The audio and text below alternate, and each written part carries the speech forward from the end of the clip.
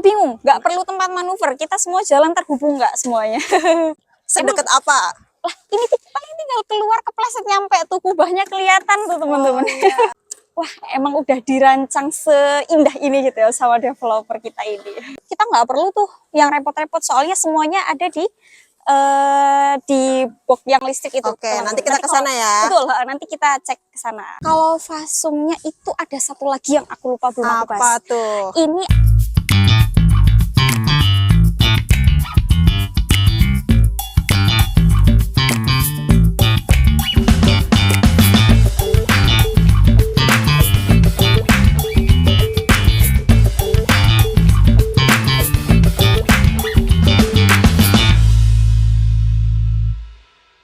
sahabat Puri, kembali lagi sama aku Meli Afifah. Nah, di video kali ini aku bakal bahas tentang fasum dan fasos dari perumahan Citra Buana Residen 2. Nah, sekarang ini aku lagi ada di Citra Buana Residen 2 nih teman-teman.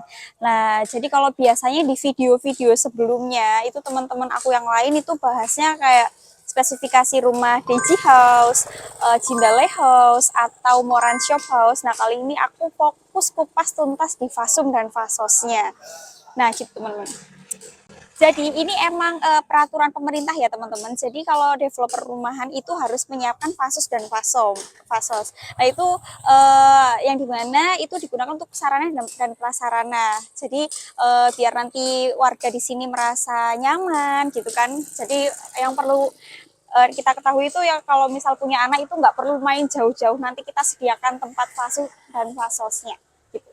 Nah. Ini mumpung kita lagi di sini ya teman-teman. Nah, ini ada ruko. Ini jadi oh ya, di Perumahan Citra Buana Residen 2 ini nanti total ada 105 unit. Jadi yang 12 unit ini terdiri dari ruko, teman-teman. Jadi nanti dari ruko A1 sampai ruko A15 itu nanti ada salah satunya yang digunakan untuk marketing galeri. Nah, ini yang sedang dibangun ini adalah ruko blok A7. Ini nantinya akan digunakan untuk marketing galeri. Nah, gunanya untuk apa sih? Nah, misalnya nanti teman-teman mau cek lokasi, mau survei lokasi ke sini, nanti kita jamu dulu. Nanti akan aku sambut, nanti kita bahas-bahas dulu seputar set plan, kemudian kayak tentang spesifikasi rumahnya deh. Nanti kita di sini sambil lihat video 3D-nya juga. Nah gitu. Nanti di ruangan yang nyaman ini nanti soalnya teman-teman biasanya kalau misal kita survei rumah langsung mengunjungi rumahnya itu pasti nggak semua tersampaikan. Jadi nanti kayak set plan mana sih ini yang masih tersedia, mana sih yang sudah terbooking, mana juga sih yang satu lantai, mana juga yang tipe 2 lantai, mana yang Moran Shop kayak gitu. Nah, kemudian kita juga punya video 3D-nya teman-teman, di setiap unitnya kita punya semuanya. Nah itu nanti bisa buat, itu kan nanti kita tambahi dengan interiornya teman-teman. Nah itu nanti bisa buat tempat referensi buat ngisi isi rumahnya gitu. Nah gitu sih sekilas tentang ruko yang akan dibuat buat galeri marketing ini. Nah, oke, balik lagi ke fasum dan fasosnya ya teman-teman. Jadi penting banget loh teman-teman, sampai peraturan pemerintah aja ada loh yang bahas tentang ini, yaitu khususnya di pasal 3 Undang-Undang Nomor 1 Tahun 2011 itu membahas tentang perumahan dan permukiman, yang dimana salah satu yang dibahas di dalam perundang-undangan itu yaitu developer perumahan itu harus menyiapkan fasum dan fasos. Oke, aku bahas dulu. Apa sih perbedaan fasum sama fasos itu? Jadi kalau fasum itu yang bisa diakses gratis gitu ya teman-teman. Contohnya kalau fasum itu kayak akses jalan, kayak lebar jalannya ini, kemudian penerangan, kemudian ada juga sistem drainase, terus taman, ruang terbuka hijau gitu teman-teman. Nah, itu masuknya ke fasum. Kemudian kalau fasos itu ada yang kayak tempat ibadah gitu kan, ada juga tempat buat akses transportasi, kemudian nanti kesehatan gitu. Nah, nanti aku bakal bahas tuntas kupas satu-satu ya. Itu secara garis besarnya dulu. Gitu. Nah, Oke, jadi Mbak Meli, sebelum masuk nih, iya, mau nanya nih, agak majuan dikit ya. Nah, ini iya. kayak ketika masuk tadi disambut sama taman kanan kiri. Wah, kalau ini sih udah pasti ya teman-teman. Ini baru taman kecilnya aja. Nanti di tengah sana ada taman yang lebih besar.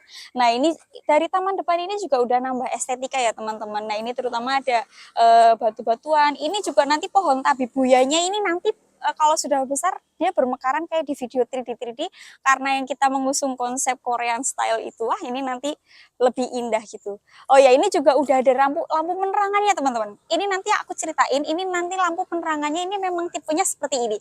Jadi nggak kayak di perumahan-perumahan atau jalan pada umumnya yang ada di atas gitu lampunya. Nah, ini menambah nilai estetika seperti di resort-resort gitu loh teman-teman. Lah jadinya karena kita juga udah pakai konsepnya instalasi listriknya underground. Jadi kita emang emang udah dirancang seindah ini gitu ya sama developer kita ini. Oke, ini Iya. jalannya lebar banget ya jalan masuknya. Untuk gate-nya ini sendiri ada di 9 sampai 10 lebar. Meter. Terus ini nanti bakal dikasih pagar atau apa di gate-nya ini? Oh iya, nanti dikasih pagar karena kita kan untuk keamanannya biar meningkatkan tingkat keamanannya teman-teman. Jadi nanti ada pagar one gate system. Jadi nanti teman-teman dari ujung sana sampai muter nanti pagar full ya. Itu nanti kita untuk akses jadi hanya lewat sini aja. Itu buat menambah keamanan terutama. Terus nanti ada satpam 24 jam, ada CCTV-nya juga 24 jam gitu. Oke, terima kasih. Lanjut Mbak Meli. Oke, kita lanjut lagi tadi Fasum ya, dari Fasum. Oke. Yang tadi lebar jalan juga sebagian udah kita bahas. Kemudian ini teman-teman. Jadi untuk lebar gate-nya ini 9 sampai 10 meter. Kita di CBR 2 ini ada 7 blok dengan 3 ruas jalan.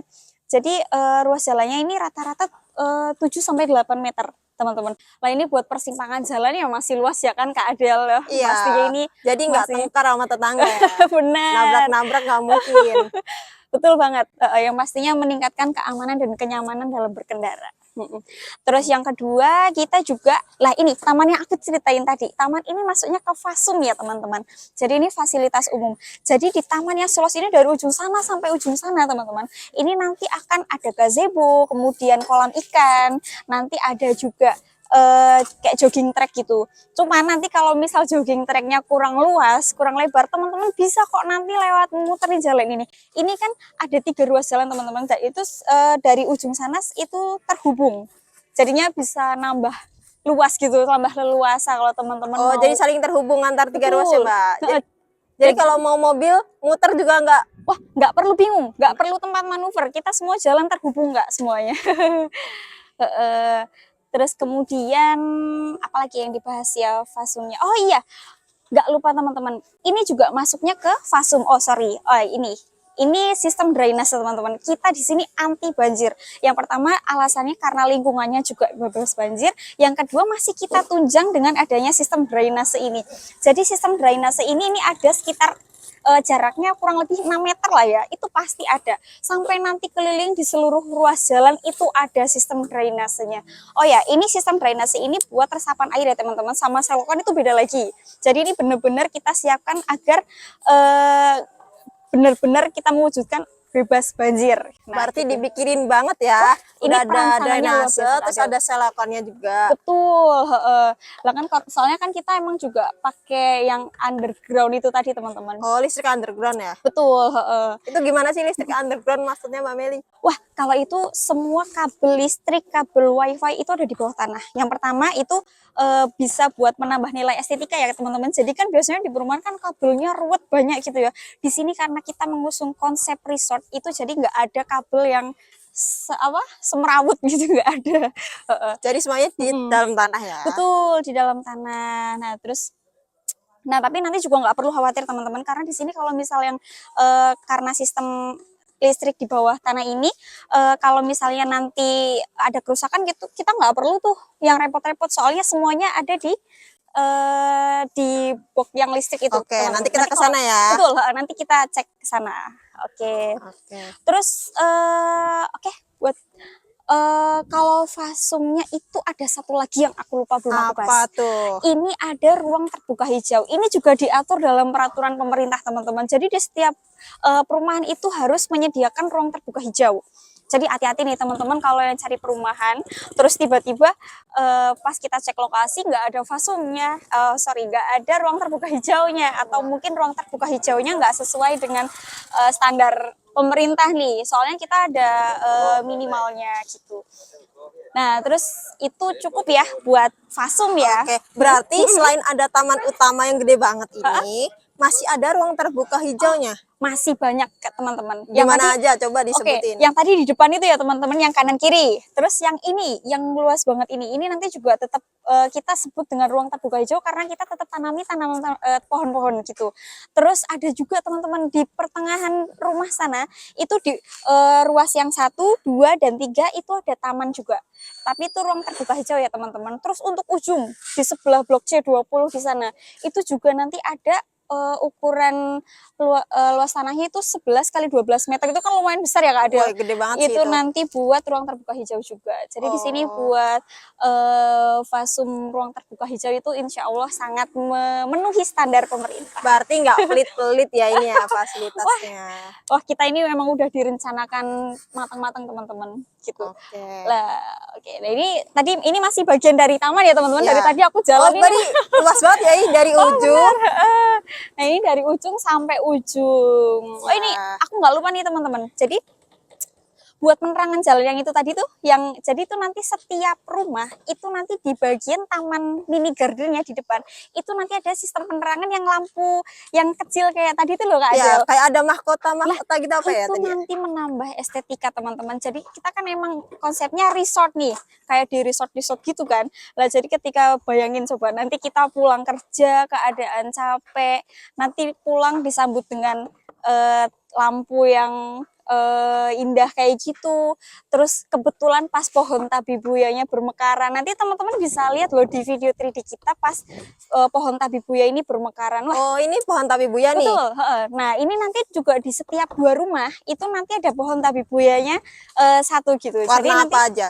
lah itu nanti warnanya kayak pink gitu teman-teman. Coba nanti kita lihat ya di video 3D-nya ya. Oke. Lah, oke, ini buat fasumnya kita cukupkan ya. Nah, sekarang kita lanjut lagi di fasosnya.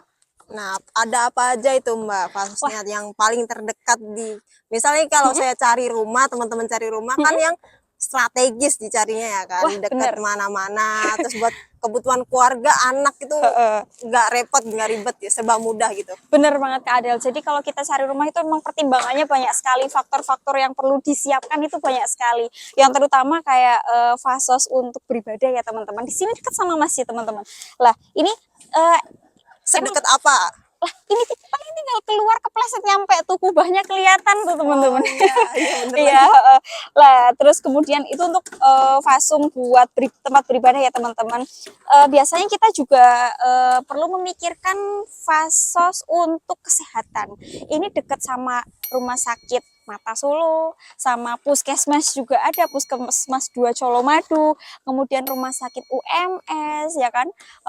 Ya mungkin masih banyak lagi. Rumah sakit CIH yang paling terkenal bener. itu modern itu. Nah itu rumah sakit CIH juga dekat dari sini, Favorit paling cuma rumah 5 menit. 5 menit gak sampai ya Kak Adel? Gak sampai. Lah ya. Lah kemudian juga kita di sini juga dekat dengan pusat perbelanjaan teman-teman, kayak Solo Square, atau sekarang yang lagi rame itu kan Paragon ya Kak Adel? Iya, Solo Paragon deket Solo banget. Paragon. Lagi jadi favoritnya kota Solo nih malnya. Brand-brandnya tuh keren-keren. Keren-keren. Wah, bisa banget nih dikunjungin, deket dari sini.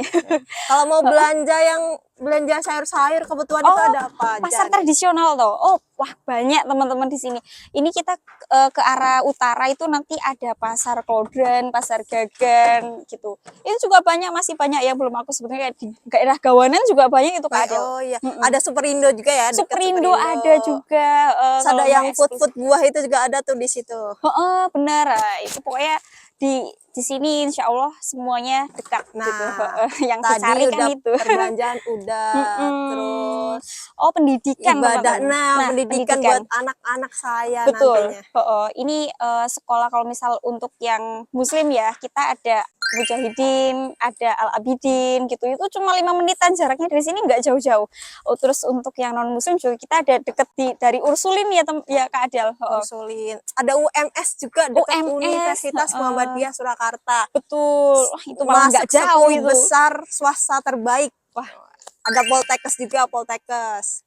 Betul banget. Dan itu cuma deket banget loh, itu nggak sampai 5 menit ya Kak Adel. Iya, 2 menit, semenit juga nyampe itu. Bener, itu deket banget, beneran. Coba nanti kita bisa cek di Google Maps nih, Citra Buana Residen 2 ke UMS. Wah, itu deket banget.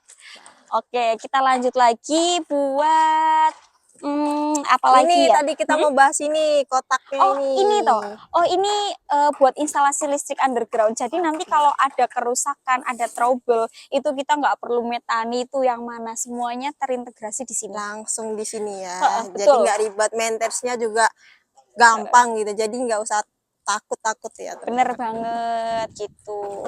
Nah, terus untuk ada satu lagi Kak Adel. Apa tuh? Fasos untuk transportasi umum. Oh iya, transportasi. Nah, ini yang Gimana terutama tuh? yang penting banget sih, soalnya kan kita juga kalau mau kemana-mana biar deket ya Kak Adel, buat jarak dekat ataupun jarak antar kota itu kita sangat terhubung gitu. Soalnya yang pertama ya, kalau misalnya buat halte BST Transjateng ya, itu deket banget juga. Ini cuma keluar jalan raya sini itu udah dilewati sama BST, jadi nggak perlu jalan jauh gitu. Kemudian kita juga deket sama bandara di Sumarmo teman-teman. Nah, itu paling cuma 7 menit dari sini. Nah, ini kan deket dari bandara. Kemudian exit tol Ngemplak itu. Nah, itu juga sekitar 5 menit dari sini. Nah, kemudian juga stasiun ya, stasiun Purwosari, stasiun Balapan itu masih terjangkau banget kalau dari sini. Nah, gitu sih. Oh, Terus terminal. Tirtonadi itu Deket juga ya. terjangkau dari sini gitu. Oke, berarti ini udah terpenuhi semua ya kebutuhan saya kalau mau tinggal di sini ya. Apalagi nih kalau yang anak-anak muda nih, biasanya kan jalan-jalannya suka ke pusat kota nih, ke balai kota gitu kan. Wah, ini aksesnya gampang banget teman-teman, cuma lewat jalan Adi Sumarmo atau jalan Adi Sucipto, tinggal lurus saja. Dah, itu lewat jalan raya, kita nggak perlu busuk-busuk ya. Oke. Coba Mbak Meli berdiri di sini biar keren nih. Rumahnya keren banget nih fasadnya soalnya. Ini emang kita udah mengusung konsep Korean style itu tadi. Kalau misal teman-teman pengen lihat detailnya dari rumah ini, bisa banget nanti tonton video ini ya. Terus kita bahas apa lagi ya? Kelihatannya sih untuk Fasos dan Fasum udah aku Udah jelasin, terbahas tapi semua. nanti kalau misal tetap ada pertanyaan, nanti teman-teman bisa hubungi nomor di bawah ini ya. Nggak usah sungkan-sungkan. Kalau misal teman-teman mau main ke sini, monggo tak temani. Ayo ngobrol apa? Nah gitu. Oke, mungkin dari aku cukup ya Kak Adel. Oke, teman-teman jangan lupa like, comment, share, dan subscribe ya. Oke, sampai jumpa di video selanjutnya. Terima kasih.